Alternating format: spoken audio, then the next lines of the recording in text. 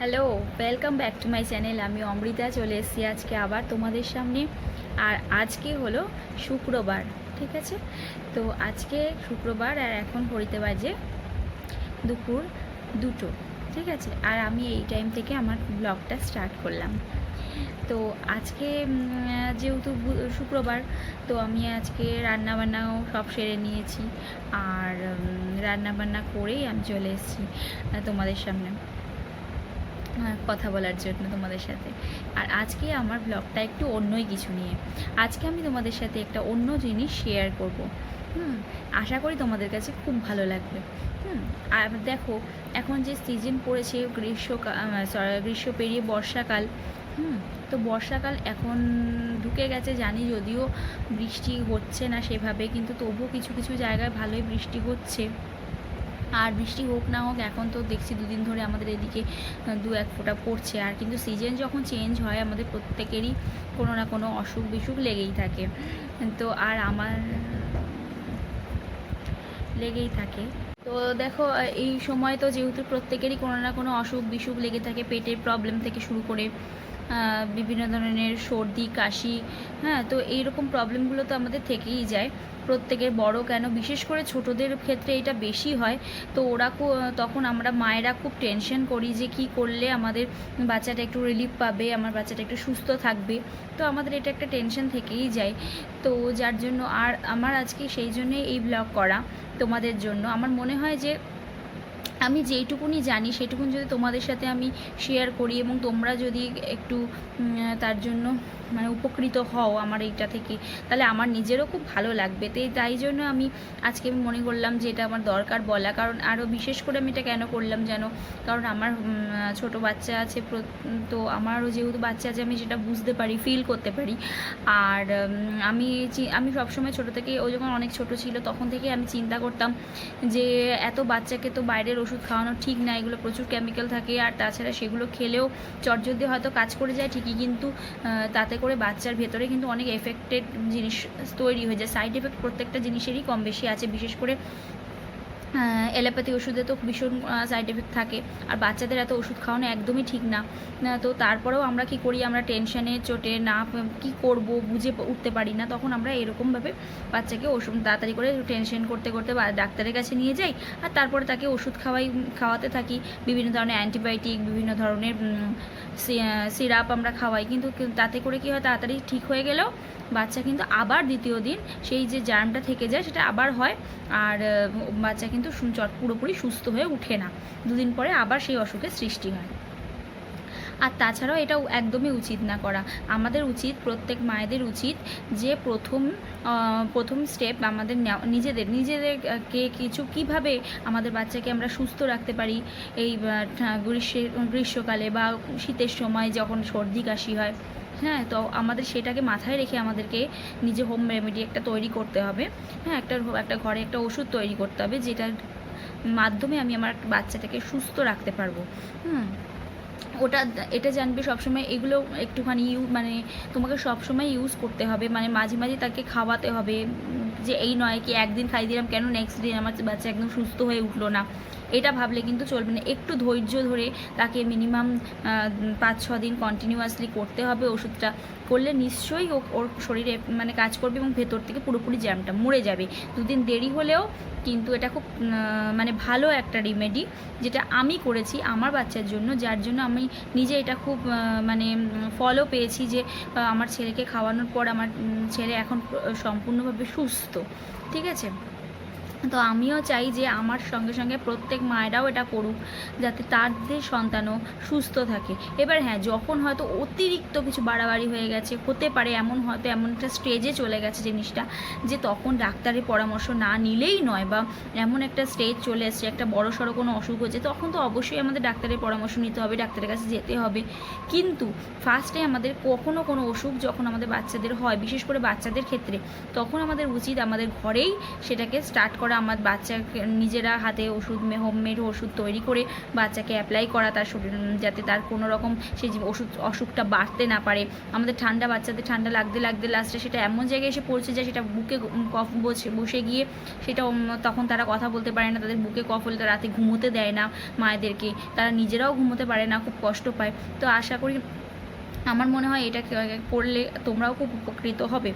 তো আমি তাই জন্যেই এটা দেখাবো আজকে তোমাদেরকে, যে কি করলে বা আমি কি করি, কিভাবে আমার ছেলেকে আমি সেবা করি এইভাবেই, যে যাতে আমার ছেলে কোনো রকম মানে বেশি অসুস্থ না হয়ে পড়ে এবং তাড়াতাড়ি সে যাতে সুস্থ হয়ে যায় সেই জন্য। আর এটা তো কিন্তু অবশ্যই তোমাদের মাথায় রাখতে হবে, আমি তোমাদের বলেই রাখছি, যে তোমরা এটা যখন বাচ্চাকে খাওয়াবে তখন দেখছো যখন একটু ঠান্ডা লেগে গেছে, বোধহয় একটু হালকা সর্দি হয়েছে, কি মনে হচ্ছে যে এরপরে একটু বাড়াবাড়ি কিছু হতে পারে, তো সেরকম অবস্থা তো একদম যখন ফার্স্ট দেখছো যে বাচ্চার ঠান্ডা লেগে গেছে, হ্যাঁ, তার নাক থেকে জল বেরোনো শুরু হয়ে গেছে, কি ঠান্ডাতে সর্দি কাশি হাঁচি শুরু হয়ে গেছে, তখনই মানে সেই পরের দিন থেকে, সেদিন থেকেই পারলে শুরু করে দাও এটাকে তৈরি করে তাকে ইউজ করা।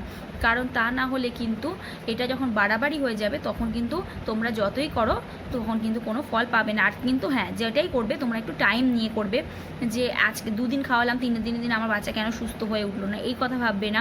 মিনিমাম 10 দিন কি 5 দিন করো কন্টিনিউ, নিশ্চয়ই তোমাদের বাচ্চা সুস্থ হয়ে উঠবে। আর কোনো রকম এর মধ্যে সাইড এফেক্ট নেই, আর এটা সবচেয়ে ভালো ঘরের জিনিস দিয়েই আমরা এটাকে তৈরি করেছি। আমি এটা নিজে স্টাডি করেছি, স্টাডি করেই আমি তোমাদের সাথে বলছি। আমি এটা কোনো যে নিজের মন থেকে আমি আমার মতন করে করেছি তা নয়, হ্যাঁ, তবে হ্যাঁ জিনিসটাকে আমি আমার মতন করে গুছিয়েছি। তো আমি অনেক স্টাডি, অনেক বই পড়েছি এবং তার সাথে আমি অনেক সোশ্যাল মিডিয়ার মধ্যে যে ইউটিউব থেকে শুরু করে সমস্ত কিছু আমি ঘেটেছি। আমি ডক্টরের পরামর্শও কম বেশি নিয়েছি, প্রত্যেকের কাছ থেকে ভালোভাবে জেনে স্টাডি করেই আমি এই কথাটা আপনাদের সাথে শেয়ার করছি। তো আমার মনে হয় আপনাদেরও খুব ভালো লাগবে, আপনারা করে দেখবেন। তো চলুন বেশি কথা না বাড়িয়ে আমি কীভাবে আমি এই ওষুধটা তৈরি করি আর কিভাবে অ্যাপ্লাই করতে হবে আমি সব বলে দেবো। চল, লেটস গো। 1 গ্লাস জল আমি এখানে গরম বসিয়ে দিলাম, পুরো এই গ্লাসটায় আমি 1 গ্লাস জল নিয়েছিলাম, হ্যাঁ। আর এখানে আমি যে সমস্ত ইনগ্রিডিয়েন্টসগুলো নিয়েছি, ওষুধটা বানাতে হলে আমাকে লাগবে একটা জায়ফল পরিষ্কার করে ধোয়া, আর 2টো এলাচ, আর লাগবে গুড়, লাগবে 5-6খানা তুলসী পাতা, আর নিয়েছি আমি এখানে কাঁচা হলুদ, আর এখানে নিয়েছি আমি আদা পেস্ট, আর এখানে নিয়েছি আমি আজওয়াইন, আর আমি নিয়েছি এখানে লবঙ্গ। এবার আমি এই জায়ফলকে ভালো করে সার্কেল ওয়াইজ পুরো ঘুরাবো, একটু হালকা গরম জল আমি এখানে অ্যাড করবো, করে আমি ভালো করে এখানে যে কোনো বাটার মধ্যে আমি এইভাবে ঘুরাতে থাকবো। এখানে একটা পেস্ট তৈরি হবে, সেই পেস্টটা আমি এর মধ্যে অ্যাড করব। আমি ভালো করে সার্কেল ওয়াইজ দেখো ঘুরাচ্ছি হাতটাকে, ঠিক এভাবেই করতে হবে। আমি এবার একটা অল্প ছোট্ট চামচের করে আমি হালকা ওয়াটার, যেটা গরম জল, একটু নিয়ে নিলাম, একটু ভালো করে এটাকে পেস্ট বানিয়ে নিচ্ছি। একটা সার্কেল ওয়াইজই ঘোরাতে হবে এটাকে। এবার এখানে একটা সুন্দর পেস্ট তৈরি হয়ে গেল, এই পেস্টটাকে আমি অ্যাড করব। এই রেমেডিটা খুবই ভালো, এটা আমি পুরোটা দেব না, হাফ দেব। আর এরপর এটাকে ধুয়ে রেখে দিলে, তারপরে এটাকে একটু শুকিয়ে রেখে দিলে আবার নেক্সট বার ইউজ করা যাবে। এই যে আমি এটাকে, আমার পেস্টটা তৈরি হয়ে গেছে, এবার আমি এই পেস্টটা আমি পুরোটাই এই জলটার মধ্যে দিয়ে দিলাম। পেস্টটা আমি পুরোটাই জলের মধ্যে অ্যাড করে দিলাম।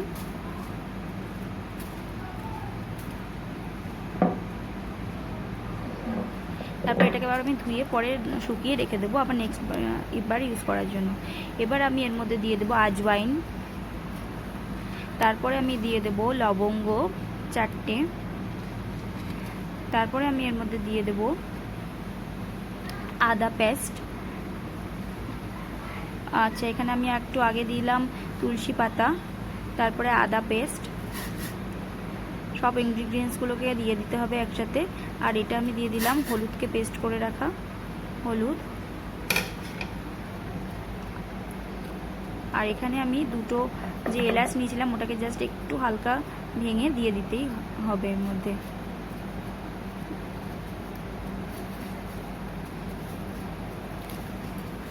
এবার এই সমস্ত ইনগ্রিডিয়েন্টসগুলোকে ভালো করে জলের মধ্যে ফোটাতে হবে।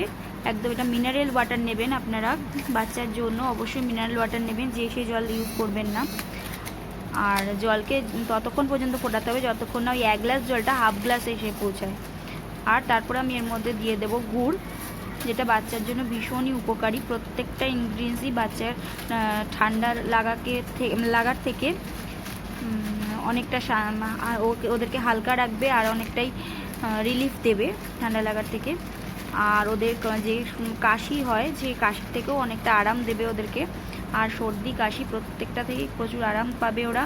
আর আমি এখানে জায়ফল ইউজ করেছি, কারণ জায়ফলে খুব ভালো ঘুম হয়, বাচ্চার ঘুমাবে, এই সময় ঘুমাতে যায় না বাচ্চা, এই জন্য ঘুমও হবে ভালো। আর তার সঙ্গে এটা খুব ভালো হজমের কাজ করে, গ্যাস হতে দেয় না। আর তাছাড়াও রেডি টু ইউজ। এবার আমার এটা কমপ্লিট হয়ে গেছে। এবার আমি এটাকে ঠান্ডা হতে খানিকক্ষণের জন্য ছেড়ে দেবো। তারপরে আমি এটাকে ছেঁকে নিলাম। ঠান্ডা হয়ে যাওয়ার পর আমি এটাকে ভালো করে ছেঁকে নেব। দেখো এটা হাফ গ্লাসে পৌঁছেছে 1 গ্লাস থেকে। তারপরে এটা ভালো করে ছেঁকে আমি এগুলোকে ফেলে দেবো। আর আমি ওষুধটা একটু ঠান্ডা হয়ে গেলে আমি তারপরে একটা কাচের জারে বা কন্টেনারের মধ্যে আমি এয়ারটাইট কন্টেনারে রেখে দেবো। এবং এটাকে আপনারা ততদিন অবধি রাখতে পারেন, পুরো 1 সপ্তাহ কিংবা 1 মাস আপনাদের ইচ্ছা মতো রাখতে পারেন। ফ্রিজের মধ্যে রাখতে হবে অবশ্যই। আর আপনারা রেগুলার বেসিসে এটাকে বাচ্চাকে দেবেন। বাচ্চা হলে অবশ্যই 2 থেকে 3 বার ইউজ করবে, 1 চামচ করে, এই চামচের 1 চামচ করে বাচ্চাকে দিতে হবে 2 থেকে 3 বার।